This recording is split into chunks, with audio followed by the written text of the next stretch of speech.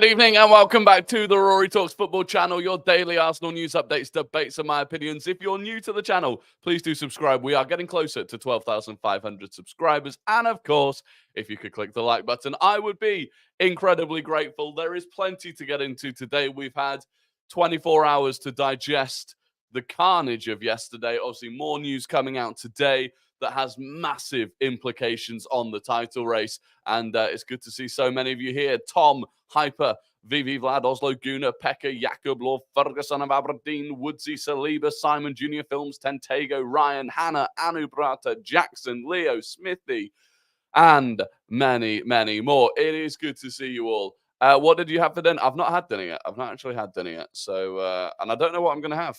I don't know. I'm fending for myself tonight. So God knows what will happen, to be quite honest. But no, look, it's been a crazy day. It's been a crazy 24 hours. The backlash after the result itself, I've found it crazy. I found it crazy that, you know, bottom line, we've gone away to the Etihad, drawn the game despite having 10 men for 45 minutes, and it feels like we've had to defend our own performance. Can you imagine if it was the other way around? If it was City that had come to the Emirates and they'd had 10 men and they'd got a draw out of it, Arsenal would be getting slaughtered. So it's been weird. Also having to defend Arsenal against allegations of targeting RODRI, feigning injuries, parking the bus, time wasting, all the rest of it. It has been weird. It has been weird. But look, it's good. I think it's good for us. I think ultimately this shows people are worried. People are worried about Arsenal this season because realistically, we should have come away with 3 points yesterday. And that would have shocked a lot of people. And it very nearly did. Ultra Pro Gamer, thank you very, very much for the 199 super chat. RODRI ACL, I'm loving it. Get fucked, Mr. Mentality. Well, look, you know, everyone's got their own reaction to it. This is the news coming out today, though, if you've not seen it already, that RODRI is out for the remainder of the season. It's an ACL injury. They don't know the full extent of it yet, but you're talking minimum 7 to 9 months out. If there's also meniscus damage, you could be talking well over a year out. So, yeah, minimum, you're probably looking at next September as being when he comes back into the City starting lineup, and even longer than that before he's back to full pace. So, yeah, a big blow for City.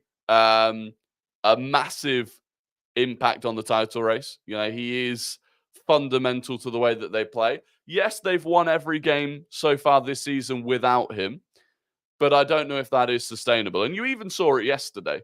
The second that RODRI went off injured, you know, we started to get a foothold in the game and we had a lot more of the game. So it does make a big difference for them. I've never been so happy. Fuck that RODRI bloke. Yeah, I mean, there's a lot of that feeling. But Max, thank you very, very much for being a member for 5 months. Unbelievable support on the channel. I really, really do appreciate it. Long time no see. Happy to be back. 115 are finally scared of us now. You can just feel it. You can. And I think it's interesting. I think they're rattled. I think City are rattled by us. And the reaction we've had today, I mean, I don't know if you've been following it, but today we've seen interviews from Bernardo Silva. We've seen interviews from Akanji. We've seen interviews from Kyle Walker. They're all coming out doing these interviews talking about the way that Arsenal play. It's bizarre. It's bizarre. I've never seen anything like it. And they are rattled. Bernardo Silva talking about, he was complaining about basically everything that happened in the game. But then also complaining about the way that we play compared to Liverpool. Akanji, the same, talking about the dark arts and all this stuff. I mean, as if City don't play the dark arts, by the way. Remember when Bernardo Silva won that penalty against Granit Xhaka by just blatantly diving? Yeah, it's incredible. But it was an unbelievable game. Can't wait for Miles Lewis-Skelly to score at the Emirates and rattle Haaland. Yeah, I mean, Haaland's rattled. Haaland is rattled. Yeah, John Stones has been yapping away as well. No, Haaland was the most rattled of the lot. And the reason why, I'll tell you the reason why. He only scored once yesterday. You say only scored once. But he only scored once. And in the second half against 10 men, he was absolutely nullified. And that clearly absolutely rattled him. And what he did at the end, that cost City the chance of winning the game. They score that equaliser. If he takes the ball, runs, puts it on the centre circle, and then they carry on, they get at least one more chance. But he bounces it off the back of Gabriel's head, and then he's plowing through Partey and getting involved in a scuffle. And then we've seen after the game, he's telling Mikel Arteta to be humble. He's calling Gabriel Jesus a clown. The guy was completely rattled. And I do think there's a big feeling, even when we scored our first goal, Pep Guardiola kicking his own chair, snapping the back of his own chair off by kicking it. They are rattled. And the reason is that they've gone 4 games without beating us. I mean, the majority of these City players, I don't know if City I don't know when the last time City would have gone 4 games against the same opposition without beating them. It never happened against Liverpool. And it certainly never happened under Pep Guardiola. So they're not used to this. They're not used to not getting their own way. They're used to a rivalry with Liverpool where Liverpool would turn up and, they'd go for it. And normally City would find a way to win the games. Does that rule out RODRI of the Ballon d'Or? Not sure. Probably, truthfully. Because he's not even played this season, really. So we've come so far, though. 3 seasons ago, we lost 5-0. We just drew to them with 10 men for more than half the game and without our most influential player. Yeah, exactly. And then you hear people saying how Arsenal should have played, how we shouldn't have parked the bus, how we shouldn't have been trying to waste time and all this stuff.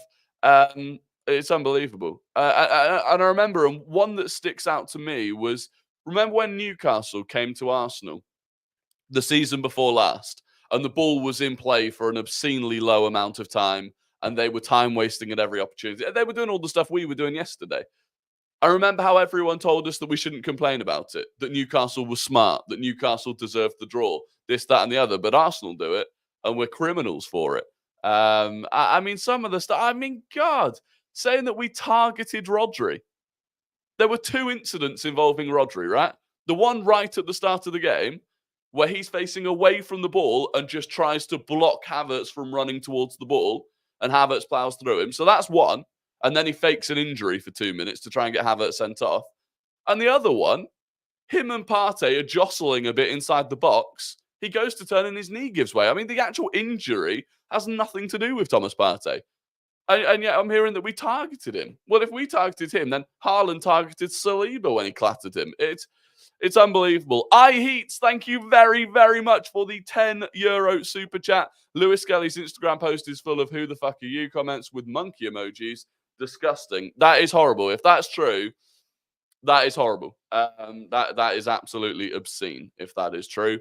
And yet, unfortunately, very unsurprising. I mean, Haaland, again, saying who the fuck are you to Miles Lewis Skelly. Well, Haaland wasn't playing in the Premier League in a title race at 17. He was playing in fucking Mulder or wherever he was. So I'd say Miles Lewis Skelly's doing pretty well for himself. And to be that rattled by a 17-year-old, and then off the back of saying, who the fuck are you to a fellow professional footballer, to tell Mikel Arteta to be humble. There's some fucking irony in that. I'll tell you that for free. I'm going to be super shameless if we win the league with RODRI out. I'm sure you will.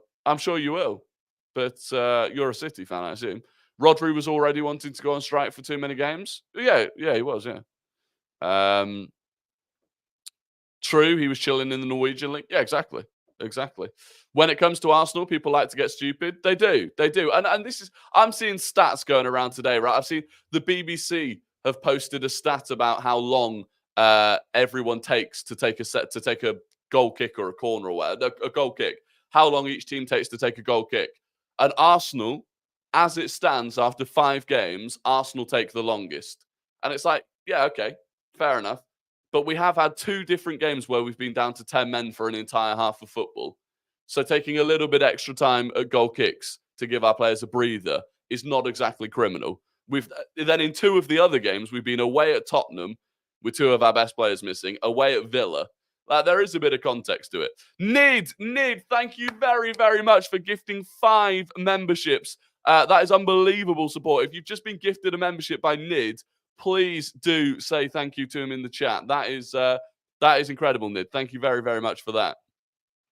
Mate, you've not won an FA Cup in 5 years, no EFL Cup in 31 years, no Prem in 21 years, never won a European Cup, and you've got City rattled. Good one, mate. Yeah, sorry. So the entire first half of your message has absolutely nothing to do with the final part of your message. What does the number of trophies that we've won have to do with the fact that City players are clearly rattled because they can't beat us and they haven't beaten us in 4 games? That what what's your thought process there, Jack? What's your thought process? Let me know. Don't understand how kicking the ball away merits a red card for any team. That behavior doesn't match the punishment. Red card should be for something reckless. What happened to the higher threshold? Well, yeah, it is ridiculous. It's a ridiculous rule. I do think Trossard knows as soon as he's kicked it that he's fucked up, which is why he tries to pull out of it. So it is a bit silly, but equally, there is a lack of consistency, quite clearly. Michael Oliver was the referee for Nottingham Forest versus Liverpool last weekend. Szoboszlai commits a foul. He's already on a yellow card. He commits a foul. Oliver blows his whistle. Szoboszlai takes 3 or 4 more paces and smashes the ball across the box. Nottingham Forest players appeal. They say, hey, he should get a yellow for that. So Michael Oliver knows that that should be a yellow card, doesn't give it to him. And at that point, how can you... This isn't even like a yellow card for a foul where you can say it's subjective as to whether a foul deems it warrants a yellow card or not. This is a black and white thing, supposedly. Letter of the law. There is no... there is no room for the referee to pick and choose. He has to do it. But literally, the same referee last week didn't send Szoboszlai off, and it's like what is the factor? This is what I'd love to know. What is the difference? What is the factor that makes him make the decision he did for Szoboszlai last weekend and the decision he did for Trossard this weekend? Like, what is the deciding factor? Other than the shirts that the players are wearing, which is the only deciding factor I can seem to see. Charlie, thank you very, very much for the £2 super chat. He says, I think this draw allows us to really start going. I agree. Look, I think the reality is this, right? After the game, the players are going to be gutted, right? Because the way that they held on was unbelievable. And to lose it, beyond the 7th minute of added time is heartbreaking. And they're going to be gutted for a couple of days. But I think once the disappointment has died down, once that frustration has died down, I think the players are going to look at it and they're going to go, do you know what? We've played Spurs away, Villa away, City away. We went down to 10 men against City. We had 3 away games in the space of a week, away at Spurs, away in the Champions League and away at City. We had a day less rest than City had, having played away, which really means it was 36 hours less rest. And after all of that, we've had Rice out, we've had Ødegaard out. After all of that, we're 2 points behind Man City. I think they'll look at that and it'll give them a lot of confidence going into the rest of the season. And I think they'll look at it and they'll go, actually, do you know what? Against City in the first half, once we'd settled down in the first half, especially the final 15, 20 minutes of that half, we were on top of them. And then with 10 men, we were able to see out nearly 55 minutes of football. If we go 1-0 up at the Emirates, I'd expect us to win the game 1-0. And I think they'll know that. And I think they know mentally, I think psychologically, the Arsenal players know that they've got City. They've got them. And that's big. We're 1 point better off than last season in the same fixtures. Yeah, we are. Obviously, that mainly comes from the win away at Villa Park instead of the loss at Villa Park. But yeah, no, it's good. It's good. And now we've got a couple of games, we've got Bolton, but in the league, we've got Leicester and then we've got Southampton, and both at home. And that's just a chance for us to get to, look, there's no comfortable wins in the Premier League, but realistically, Leicester and Southampton are 2 of the bottom 4 teams in the Premier League. We're playing them at home. That is an opportunity for us now to get into the season. Do you know what it is? It feels like the start of the season has been disjointed. It's felt a bit... We've not been able to get going. We've not been able... last season, especially after the turn of the year, we got into that rhythm. We got into that rhythm where we were just winning games comfortably. We need to get into that rhythm now, and we've got a good chance to do it. They love to talk about we didn't go there to win, but I felt in the first half we went for it as much as you can against City. Yeah, we did. Yeah, we went 2-1 up. We were 1-0 down. We went 2-1 up. How is that not trying to win? And then they say they didn't want to win. Well, once we were 2-1 up, yeah, we parked the bus. Do you know why? Because we wanted to fucking win. You moron. Are you thick? Think about it. We're 2-1 up. We want to win the game. So we parked the bus. And I've seen people comparing it to when Spurs played that insane high line with 10 men against Chelsea and lost the game. And their fans are going, I'd so much rather do this. Okay, you'd rather lose the game than draw the game or win the game. Okay, you do that. That makes you feel good, you do that. Rahul, thank you very, very much for the 70 money. I should know what that one is. I'm late, so sorry if this was covered already, but I've got to say Man City were unbelievably classless with their quotes and on-pitch behaviour, yet we are receiving the hate. Help me understand why. Rahul, you are bang on. We did cover it a little bit, but we'll do it again. You are bang on. And the reason is this. People hate Arsenal. People hate that Arsenal are doing well. They then try and justify that hatred by trying to pump out a narrative that Arsenal are horrible, that Arsenal are this, that Arsenal are that. And you look at it, you get Man City are exactly the same. I saw one tweet as an example that I saw yesterday, the things that it listed off. One of them, Arsenal faking injuries. Okay, let's look at that. Let's look at Arsenal faking injuries. In the first minute, RODRI fakes an injury to try and get Kai Havertz sent off. In terms of Arsenal faking injuries, Jurgen Timber is coming back from an ACL injury where he didn't play for a year. He went down with cramp and was substituted for cramp. So he didn't stay on. He was substituted for cramp. Also, he was replaced by Miles Lewis-Skelly, who is 17 years old and was already on a yellow card. Do you think Arteta wanted to make that substitution? No, but he had to because Timber was legitimately injured. Calafiori went down with cramp, immediately went off. Replaced by Kivior. Calafiori hasn't played for Arsenal. He's been injured for most of the start of the season. Legitimate injury. Even David Raya, who was going down, was seen limping out of the stadium last night with a bandage on his knee. So even that was a legitimate injury. So that's faking injuries dealt with. Then you've got crowding the referee. That was another one I saw. Arsenal fans crowding the referee. Go back and watch Arsenal's first goal. Watch the way the City players surround the referee. Multiple times throughout the second half, City players surrounding the referee. Again, they don't care. Everything that you can think of that Arsenal supposedly do, City do it as well. The dark arts, City do it.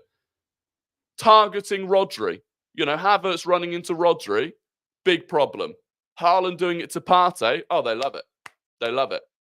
And the thing is, and the reason is, they want to justify the fact that they hate Arsenal. The reason they hate Arsenal is because we're not their punching bags anymore. The majority of these people, especially on social media, they've grown up entirely in an era where they could hate on Arsenal, they could laugh at Arsenal, they could mock Arsenal because we were the big club that was performing badly. And now we're not. They don't like it. They don't like that the fan base has got a bit of arrogance about us because we're playing well. That's the reality of it. But again, sorry for the long-winded answer, but yeah, no. Thank you very, very much for the 70 Zar, Rahul. And another super chat from Paula, who's given 10 pen. I don't know what that is either. I'm sorry. Educate me, please, on what pen is. But thank you very, very much for 10 of them. Manchester City own Michael Oliver and the Premier League allows it. The Premier League and the PGMOL are corrupt. Yeah, look, I do think there's a massive problem with Michael Oliver refereeing Man City games. I said it before the game. The list, the ever-growing list, the backlog of examples of Michael Oliver favouring Man City is massive. And as soon as you tie that to the money that he receives for refereeing out in the UAE, it's a massive, massive problem. And it genuinely, to me, it felt like when Arsenal went 2-1 up, he panicked. He panicked. He thought, how am I going to save this? And that was why he sent off Trossard. Peruvian Sol from Peru. Amazing. You are the first. Yeah, Zar is South African Rands. I should know that because we've definitely had those before. But they are the first Peruvian Sols that I have received. So thank you very much. Shout out to Peru. The idea that a referee who has been previously paid by Man City's owners for refereeing in the UAE can keep getting Man City games is crazy to me. It is. It is crazy. It is crazy. Calafiori is our Gvardiol. Both got incredible strike on the ball and a powerful runner with the ball. Yeah, look, Calafiori, I was really impressed with. Do you know what? Early in the game, I thought he got caught out a couple of times. Actually, for their goal, he did get caught out by Savio. He was a little bit late to realizing where Savio was. He tried to make up for it by going in aggressively on Savio, and he got turned. And that was partly why we conceded the first goal. But outside of that, yeah, on the ball, such a powerful runner with the ball. Head up, always looking for a forward pass, and a decent strike on him by the looks of things. So very happy with Calafiori. And look, I have to say, I was so impressed with that team yesterday. The second half that they put in, people think as well, people seem to think it's really easy to just park the bus and stop Man City scoring. Teams do that all the time against Man City. You'll see teams with 11 men sit all 11 men behind the ball against Man City and they'll concede 3 or 4 goals. The difficulty of defending like that with 10 men against that City team, the concentration levels are unbelievable. The physical effort that you have to put in, constantly moving, but also the mental effort you have to put in to stay concentrated for that long is unbelievable. And I've seen people coming out after the game. Yeah, people are mocking Kai Havertz because he didn't complete a single pass in the game. Kai Havertz was unbelievable for us yesterday. Never stopped running, never stopped trying to win the ball back. Anytime that we could get out, he was the one that was going up and fighting for those aerial battles. God, he was absolutely fighting with Ruben Dias throughout the game. Massive performance. But people go, oh, but he didn't complete any passes. Okay. I know what I saw. And I thought he was absolutely fantastic. And that goes to, Martinelli got his assist, finally got his assist. But the work rate that he put in yesterday, absolutely sensational. Really good. And again, that's the sort of thing where if you ever question the player's mentality, if we could go for it, we've lost 2 title races in a row. Can they motivate themselves to go again? Yeah, they are motivated. They are motivated beyond belief. When is Merino coming back? Good question on Merino. So there was it's not even in the know. There's a page called the Arsenal Fanatics something or other. They claim today that Mikel Merino has taken part in gym and pool work today and is expected to be training on grass before the end of this week or the start of next week. So Mikel Merino, it's looking like maybe close to a return, relatively close to a return. If I'm honest, the way I'm looking at it, we've got Bolton, Leicester, PSG, Southampton, international break. I would expect him to return after the international break. That would be my assumption. So we'll have to wait and see. Of course, we'll have to wait and see. But it would be huge boost to the team to have Merino back after the international break. So we've got tough games after the international break. And I think he'll make a massive difference. Nid, thank you very much for the 400. I don't know what that is either. My currencies are not going well, but thank you very much. It's an orange chat, so I know that's significant. Thank you very much. Haaland the GOAT, showing his superiority to a 17-year-old. That's my GOAT right there. Also, the amount of twats in MLS's post comments. Everyone, please go show your love to him. Get behind our lad. Yeah, look, go and flood Miles Lewis Skelly's Instagram comments with love because that's obscene. Like, do you understand how mental that is for a 17-year-old kid to make his Premier League debut, do nothing wrong, and be receiving that sort of abuse in the comments afterwards? Like, it's disgraceful. It's absolutely disgraceful. Rupees, Indian rupees. There you go. Thank you very much. 17-year-old to go through that as well. Yeah, absolutely insane. What's Miles Lewis Skelly's Instagram? I'm not actually sure off the top of my head, but if you just type in Miles Lewis Skelly on Instagram, I assume it will come up. The goal itself from City is so lucky. If someone smashed it top corner, wouldn't be as painful, but because it's jamming deflection, makes it hurt so much more. It is. Yeah, it was. It pinged around and it could have gone anywhere. Raya actually somehow nearly saved. Somehow Raya on the floor, not even looking at the ball, flung his leg up in the air and still nearly saved it. Again, Raya, unbelievable game from him. Gabriel, monster performance. I want to see more of those corners from us, by the way. That corner routine of just letting Gabriel attack it whilst everyone else kind of scrambles around the 6-yard box. Massive fan of that. And again, I want to talk about Saka here as well, because Saka, first of all, I'm hoping that Saka went off at halftime purely tactically. I'm hoping that wasn't injury related for Saka. But again, people are talking about how the sort of performance he put in. 5 Premier League games this season, he's assisted in every single one of them. And then people go, oh, but it's a corner, it doesn't really count. It's a skill to put in a corner in the right place every time.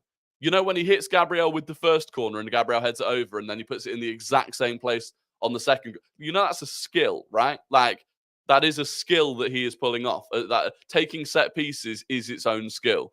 And he's very, very good at it. So, yeah, I think the criticism he's getting is a bit mental as well. Further injuries as well. So this is the thing. And this is why I'm a little bit more concerned about Saka, is that Ben White came on for Saka for the second half. Ben White is also injured. Mikel Arteta confirmed Ben White is carrying an injury. Arteta didn't want him to play yesterday, but he said that Ben White will basically run through a brick wall for you. And Ben White said he'll play. And so Mikel Arteta brought him on. But again, that means that we're playing with Ben White with an injury, Saka potentially with an injury. Raya, like I said, after the game, was limping out of the stadium with a bandage on his knee. Calafiori's obviously got cramp. Timber's got cramp. Like, they need a bit of a rest. And so it is going to be interesting to see what we do for the game on Wednesday against Bolton. How much rotation can we make there? Investigation may affect City's January options. It will do. Oh, it will do. When we get to January, that's going to be right in the mixer of the end of City's court case. It will affect how they can operate in the transfer market in January, for sure. Benny Blanco was all set to knock Haaland out cold. Yeah, he was. Thought Timber locked up Doku hard. Yeah, Timber's excellent. Timber is excellent. And look, I think, and I said this at the start of the season, the rotation options that we have now between Timber, White, and Calafiori, where because Timber can play on either side, you can rotate all 3 of them. I think it's brilliant. Because Timber at right back, Calafiori at left back, very nice. Equally, I'm very happy for Ben White to start at right back. The angle will carry the boys through the season. Injuries won't break us now, hopefully. Does Sterling play Cam on Saturday? Possibly. Yeah, I mean, we'll get through Bolton first and then start talking about what we're going to do next Saturday. But Jesus, thoughts? Jesus came on, did really, really well against Bernardo Silva. I am a bit frustrated with what he did in the corner with, a minute or so to go. It was a bit too nonchalant. Just clear the ball. Just clear the ball. It gave them another corner, which led to another corner. So that was a bit frustrating, but does Trossard sending off count against Bolton, or is it in the PL? It counts against Bolton. Yeah. If you weren't aware, Trossard can serve his suspension in the Carabao Cup. So Trossard won't be in the squad on Wednesday, but he can be in the squad against Leicester on Saturday. So he won't miss the Premier League game. I was disgusted with that game. In what way? According to Google, Trossard is suspended for Barrow. Barrow?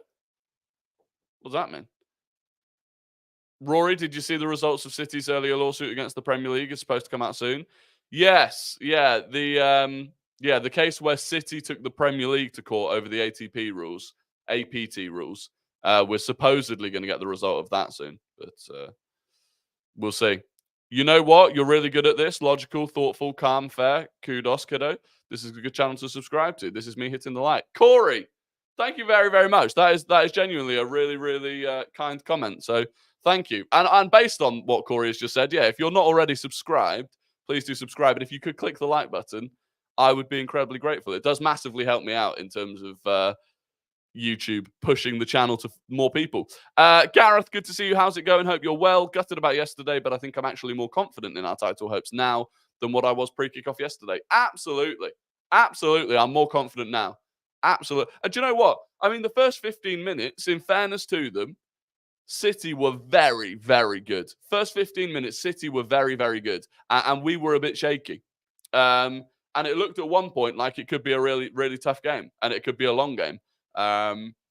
So ultimately, to end up in a draw, it is what it is. Potential team for Bolton. I'm not entirely sure. We'll get a press conference from Mikel Arteta tomorrow. Tomorrow's stream will kind of be more of a Bolton preview.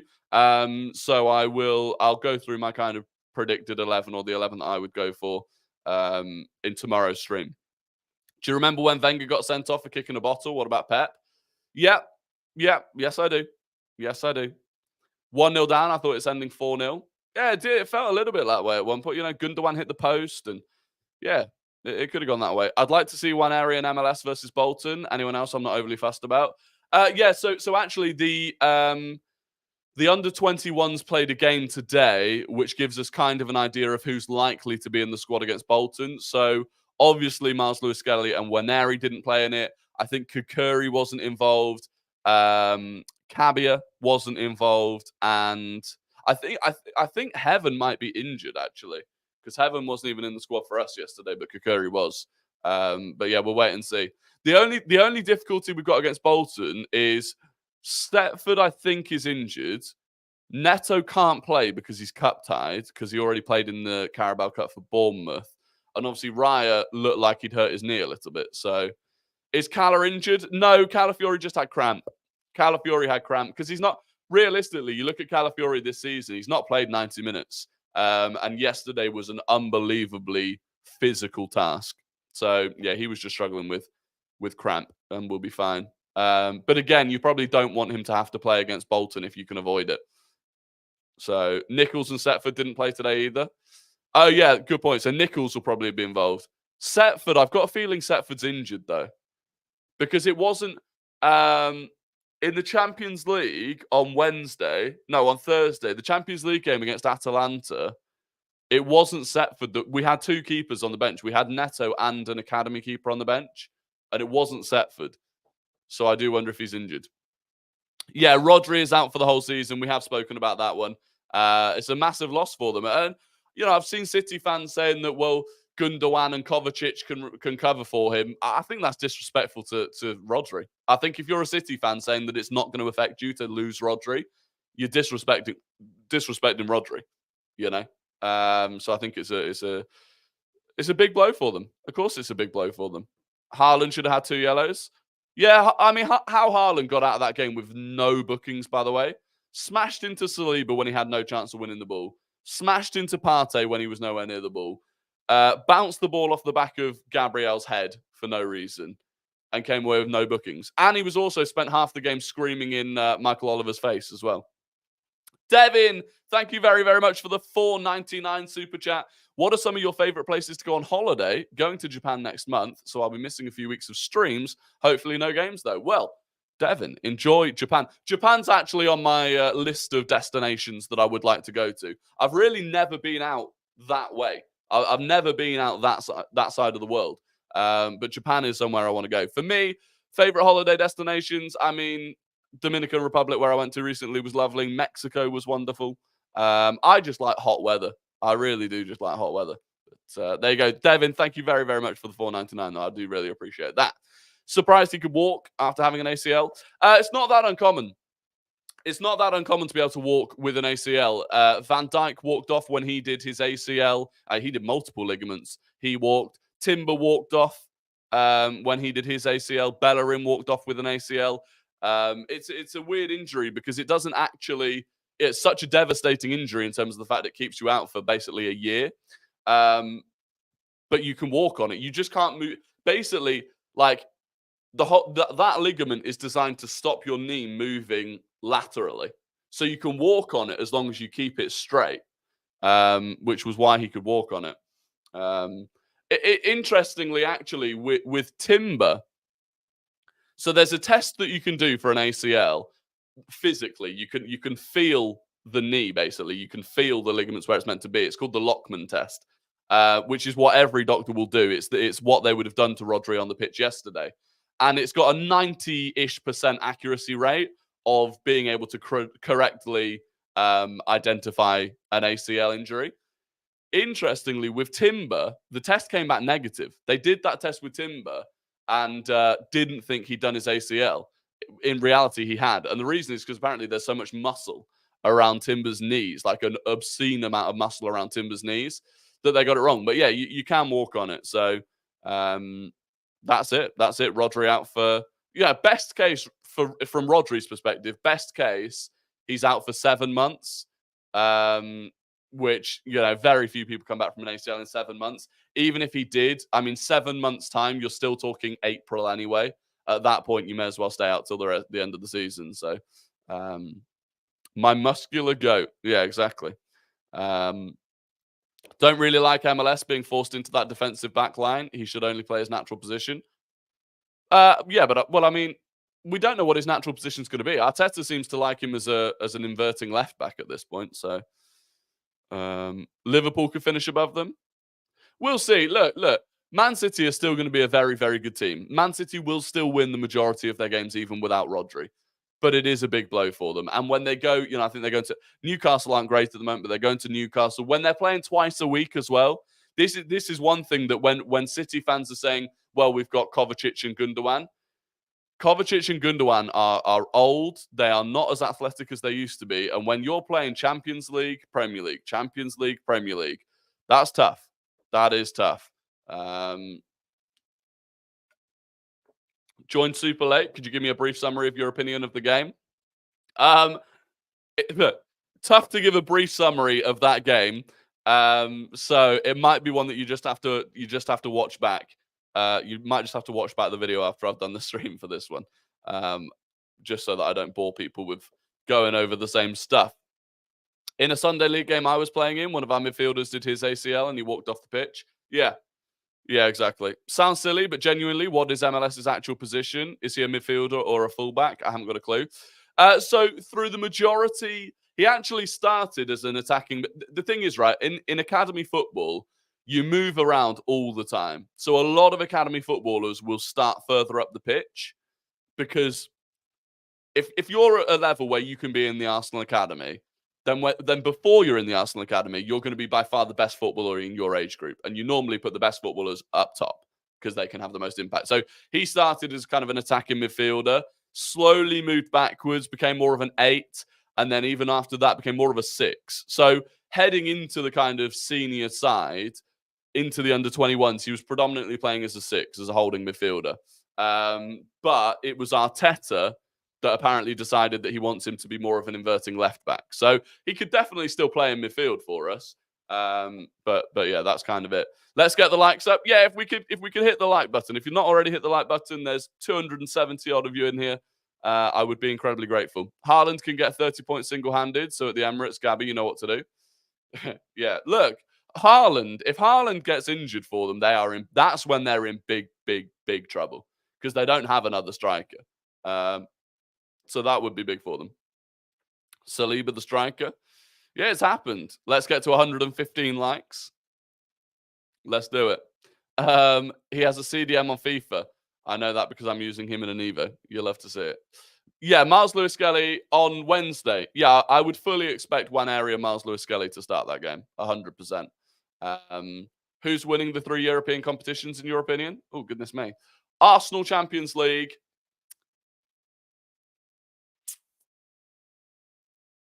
Who's even, to be honest, I don't even know who's in the Europa League. That's because no one's going to drop down to it. What decent teams are in the Europa League this season? Because I don't think Spurs or United are going to do it, to be honest. Do we have any injury updates on Zinni and Tommy? No, we don't have any injury updates on Zinni and Tommy. It wouldn't, and then I would assume Chelsea win the Conference League. I would assume Chelsea will win the Conference League. I really want Waneri to prove himself against Bolton. That way he might get a shot at Leicester on the weekend. Yeah, 100%. 100%. Don't forget to follow the Twitch channel too and give a prayer towards the monitor. Yeah, unfortunately, there's not going to be a Twitch stream today. I'm down to one monitor. Look. This was the other monitor. And it got hit here. And it's dead. So, unfortunately, I've ordered a new monitor. But until that arrives, there's not a Twitch stream. So I think we're going to be back with Twitch streams on Wednesday, annoyingly. But there's not a lot I could do. We saw how City did without De Bruyne and RODRI. So take out Haaland. They might not get top 2. Yeah, I mean, De Bruyne is still out injured for them as well. Apparently, he might not be available for the Newcastle game. It's a good job we kept Kivior. Otherwise, we wouldn't have had a defender to bring on yesterday. Yeah, it's pretty crazy. It is pretty crazy. The amount of defenders that we've got, and we still needed to bring on. Kivior, which is crazy. But there you go. Was there anything else to talk about? I don't think so. I think we pretty much covered everything. So it is time for Guess the Goal Scorer. I am going to give you all of the information about an Arsenal goal. You have to give me the goal scorer and the team that it was against. So, for example, on the last one, it was Danny Welbeck versus Leicester City. You need to give me the name of the player and the team that we were against. Get your fingers on your... what do I normally say? The winner. The first person to get it right wins the immense pride and respect of the Rory Talks Football community. So get your fingers on your keyboards because we are starting now. The goal was scored with the right foot. The goal was scored with the right foot. It was assisted by Olivier Giroud. It was assisted by Olivier Giroud. It was scored in the 100th minute. Or the 10th minute of extra time.